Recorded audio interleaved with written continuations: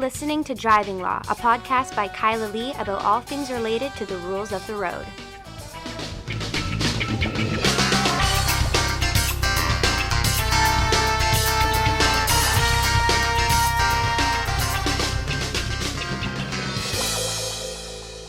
Hello, and welcome to another episode of Driving Law. I am Kyla Lee at Acumen Law, and with me remotely is my co-host, Paul Doroshenko.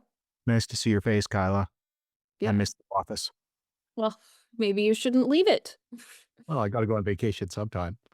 Although I was conducting hearings this morning, as I do, and one of the adjudicators was giving me grief for conducting hearings on my vacation. Well, when do I get to go on vacation? Well, that's the thing. I was sitting there trying to calculate how much time I work in the day when I'm on vacation and for him. And like I had 2 hearings. So I spent over an hour preparing for each one of those hearings and then 30 minutes for one hearing and 45 for the other because the adjudicator let me go on longer.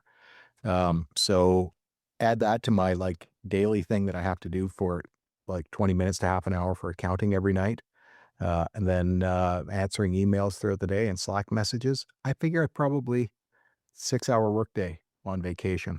I do not see for that second hearing you did how you spent an hour preparing for that one. That one was so obvious on the face of it. Yeah, but I told you who the adjudicator was, and despite the fact that it was obvious on the face of it, I had to go through it all, and you never know. Like, there's sometimes you can have something that's so obvious on the face of it. And as you know, everything can change the moment you find out who's on the other end of the phone. At an hour of prep. Yeah, there was a Yeah. lot to read there. That was all that medical stuff. There was so much to read. I read it all. I read it all. So do I. I just read it before because I have to prepare all the files. One of the things that surprised me was in my hearings in the last 2 days, both of the times the police officers had the date wrong on the report to superintendent. Did you see that? I had one today where the date was wrong on the report and the narrative. Yeah, like that. Haven't seen it in probably a few years that the date is wrong on the report to superintendent. And then I had 2 in a row, Yeah. off by a day in both cases, like sloppy policing. I know the adjudicator is just going to say, "Oh, it's just a typo." So there's only so much you can make with it, except explaining that if the police officer is unreliable about this most important thing, how much other things are they unreliable about, which was significant in that hearing that you just mentioned and the other one. But that was one same thing. Yep. I find there seems to be, and adjudicators agree with me on this too. There seems to be trends where there's certain issues that happen at the same time for whatever reason. Like I'll get 6 or 7 files in a row where my client said their last drink was 10 minutes ago and the officer doesn't do the correct waiting period.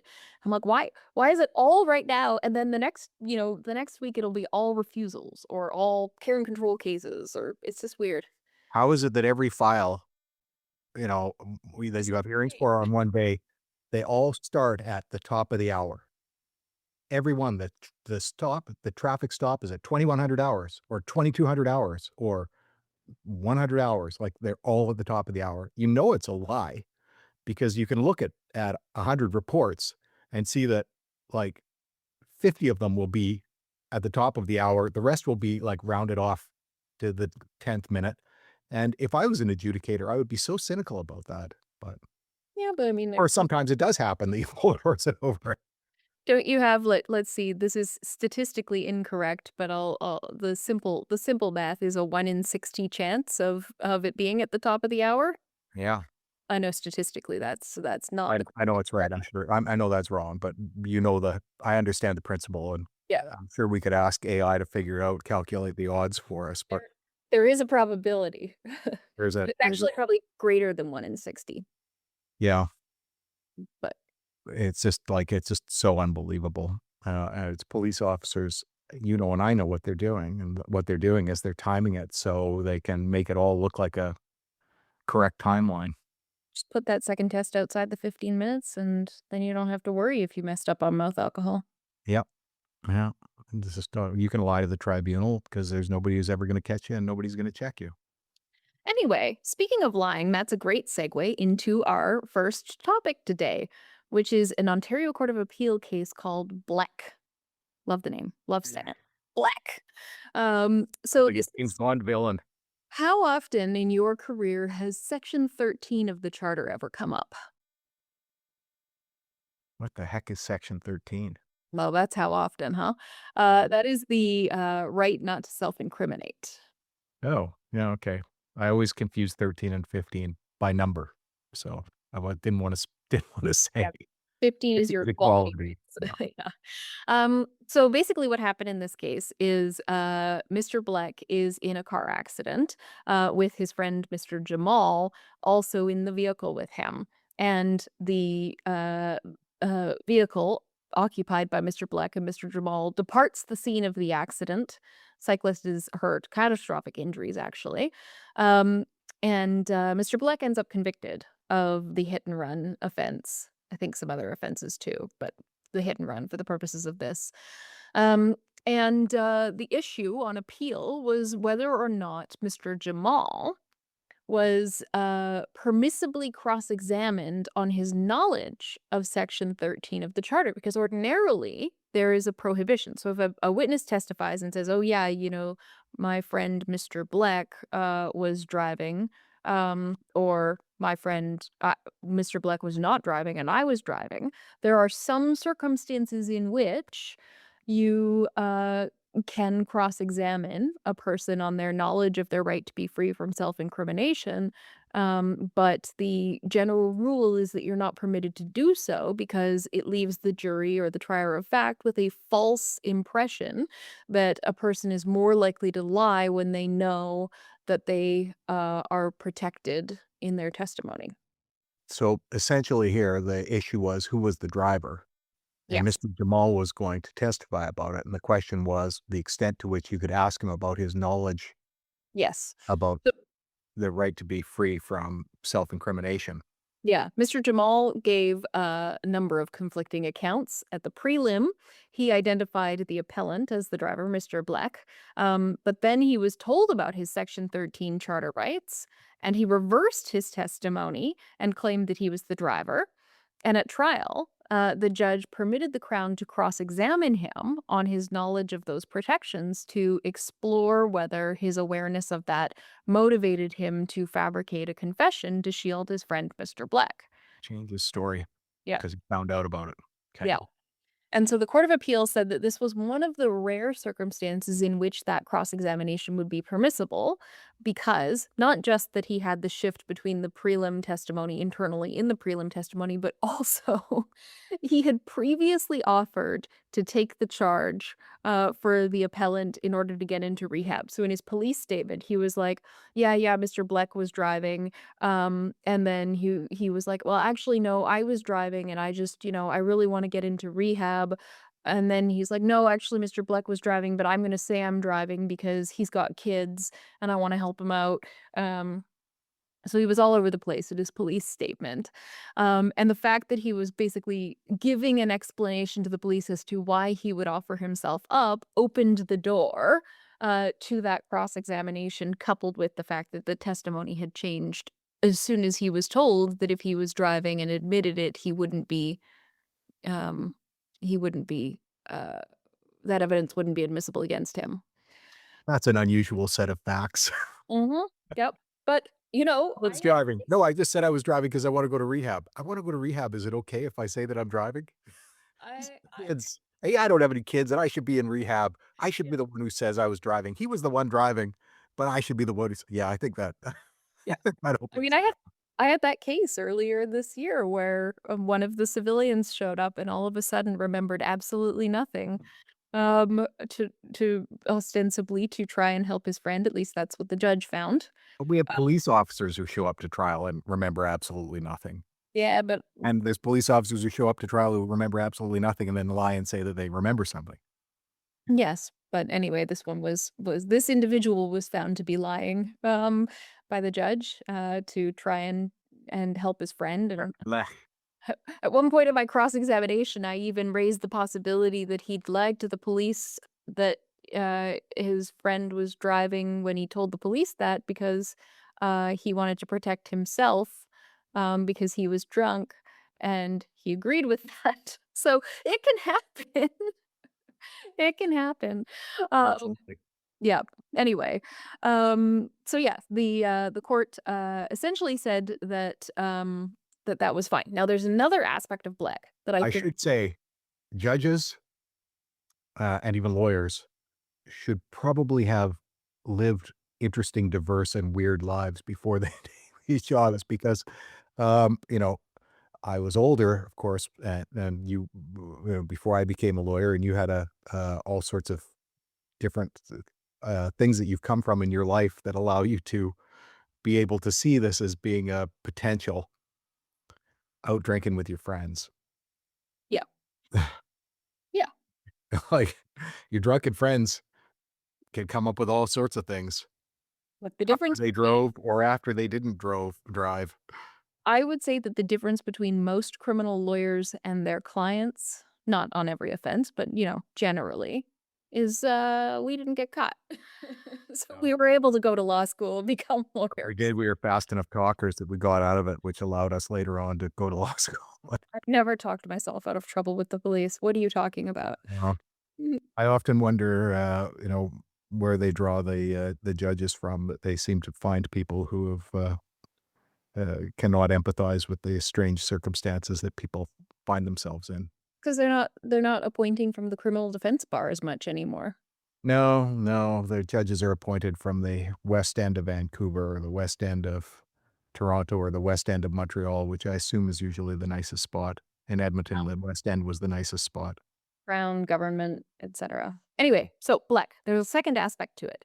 So he also appealed his sentence because, at trial, he had argued, that he should have a, shorter sentence. I think he'd asked for a CSO, maybe? I don't know, it doesn't matter what he asked for. The judge gave him a very, heavy sentence. He was, sentenced to 4 years and 6 months in prison, and he argued that that was demonstrably unfit. It's the highest known penalty for a hit and run causing bodily harm in Canadian law. It's a Highest. high penalty, I've, seen it much lower, but very often when we're in those circumstances, you end up with a joint submission where everybody's weighed all of those problems with the case without having a trial. It's not a joint submission after trial, though. Nope. So, the Court of Appeals, like, no, that's a perfectly reasonable sentence. Because when Parliament enacted Bill C-46, they increased the maximum penalty for the hit and run offense from 10 to 14 years. That is telling the courts that this is serious and there need to be more significant penalties than in the past. And so the court affirmed the sentencing judge's determination, in light of the new ceiling, and set a new range for hit and run offenses where bodily harm ensues of 3 to 5 years. And, that doesn't surprise me. Does it That's surprise you? hefty, though. Ugh. I mean, Exactly. Ontario Court of Appeal, it doesn't surprise me.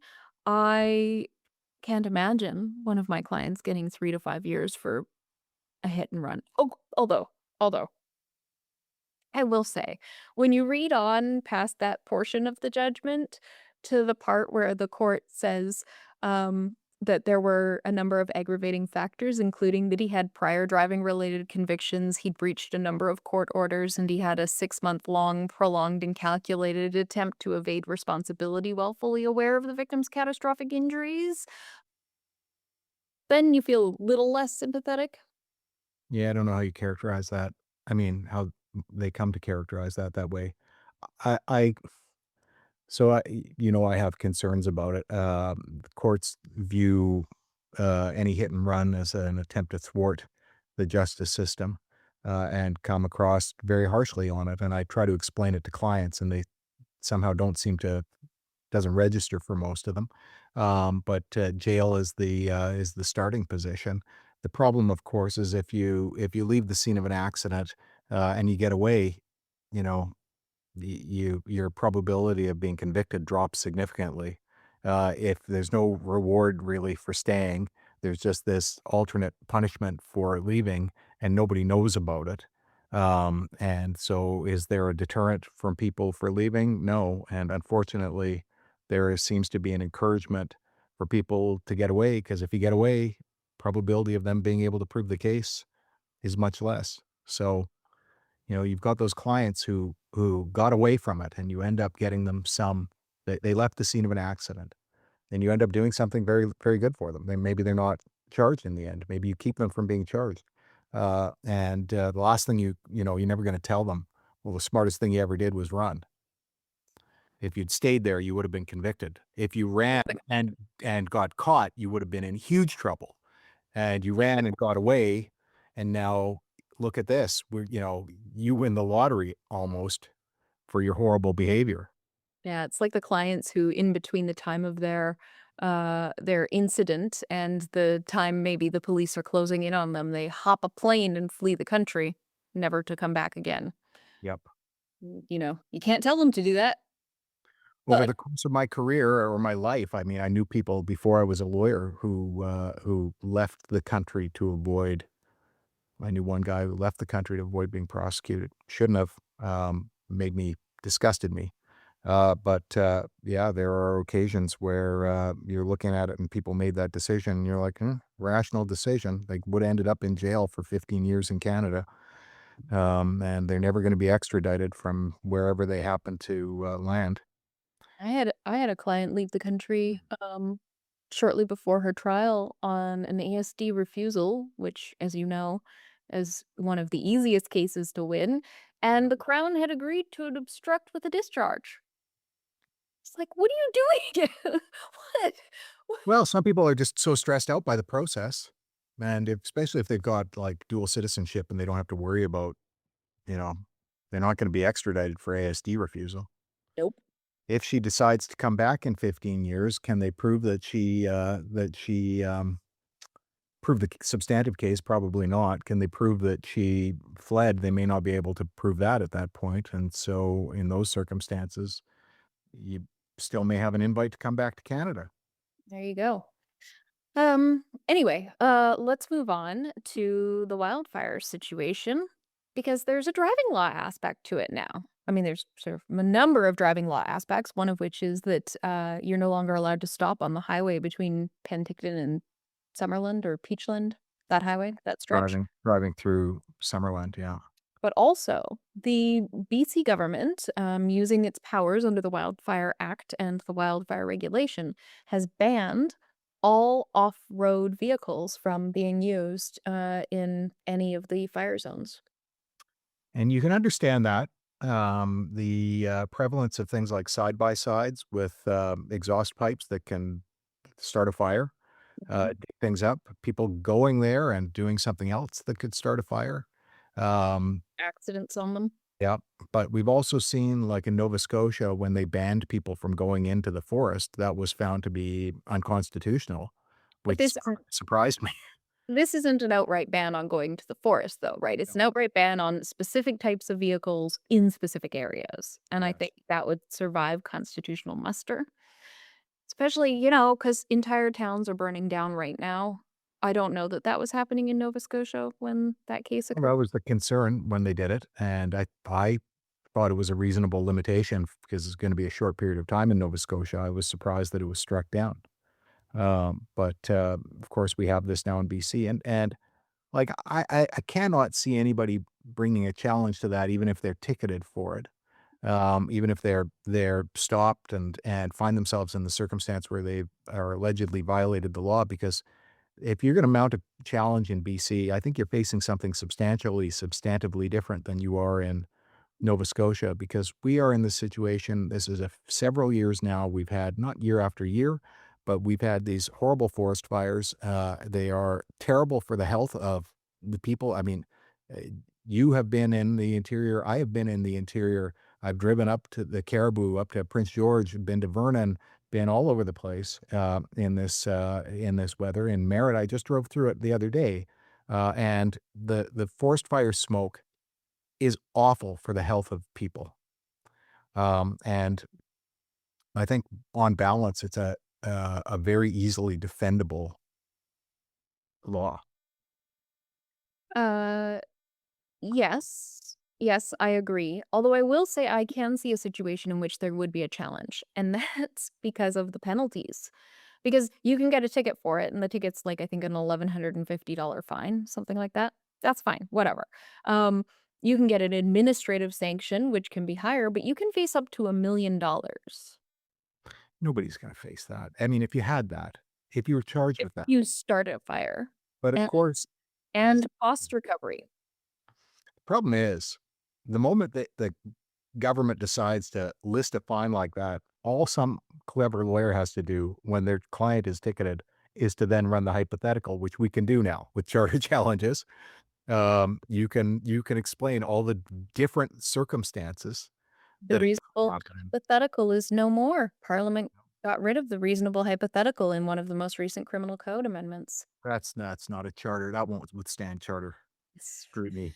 But I think no, I don't see the $1,000,000, if your conduct also starts a fire as being, ever imposed, but I do see that if you were to bring that challenge, even though the penalty is, like, potentially sort of outside the realm of somebody's ability to pay and arguably grossly disproportionate, if you start a fire while you're doing the prohibited conduct, I can't see a judge going, "This is unconstitutional. The risk the government was concerned about, the public purpose here is doesn't justify the ban, even though a fire was started."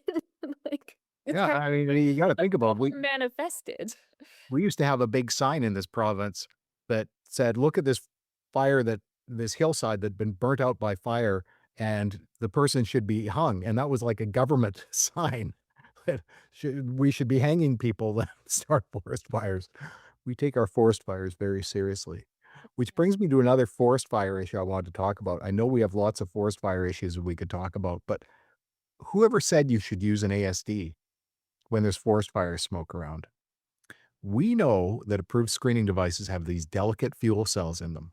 And we know that when you are using a approved screening device, it will do a blank test, which is drawing in air from the manifold, drawing in air that's ambient, forest fire smoky air.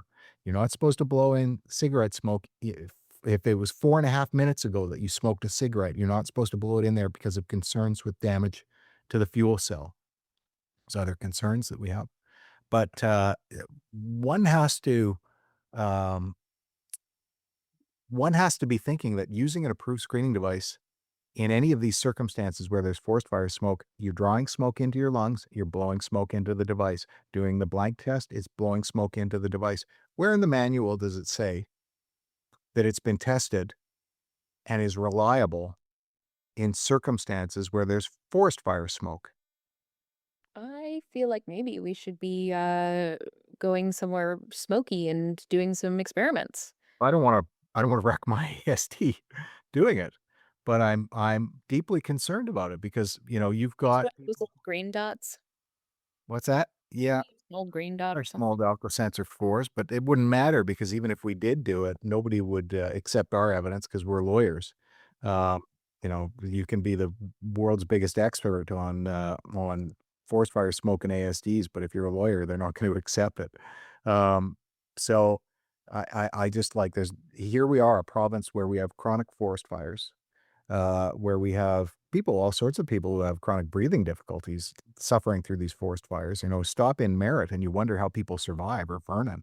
And then you've got police officers demanding people provide samples in circumstances where they're breathing in forest fire smoke and they're trying to exhale forest fire smoke and they can't even get enough oxygen in their bodies to keep themselves alive in those circumstances. And let alone, what is it doing to the device?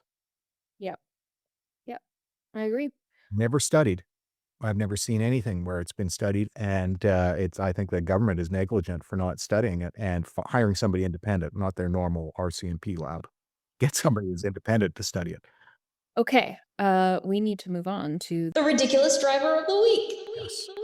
and this one's a fun one. You found this one, it's older, but we never saw it before, and, it's also kind of close to our hearts, because this is, in Ottawa, a person driving a smart car, Or had 2. yep, it's for 2 and, a 20-foot ladder, apparently. Yeah, there was a ladder. I'm guessing on 20 feet. I don't know. Right? It looks like a 20-foot ladder to me. I don't know. It might have been in the article I sent to you. Yeah, it's not in the article, so we don't know how big the ladder was. So that's our guess. But it's an educated guess considering how many smart cars you own and have owned. There was a photo. I have 2 right now, and I've sold 1 before, so I've had 3. And we are a law office that happens to have a 20-foot extendable ladder that looks very similar to this one in our office. Well, don't get any ideas because this driver was stopped by the OPP and issued a ticket for over cargo capacity, improperly loaded vehicle, because there was no way that a ladder that long could have been safely secured in the vehicle that small. I was hoping would be on the roof because I thought it would look great when I saw the headline, and I thought, "Yeah, you could probably safely tie it on there." I mean, it would be some work, but to see the thing hanging out of the back, not even turned sideways and slid up, like hanging out of the back somehow, I don't know, I tight. think I think the seat was reclined too, because there's a picture of the interior with like the ladder with some very loose ropes and a Oh. bungee cord. So I think it was like attached to the seat. But you look at that setup, that was not gonna stop that ladder from going anywhere. It's a great one. Yeah. So yeah.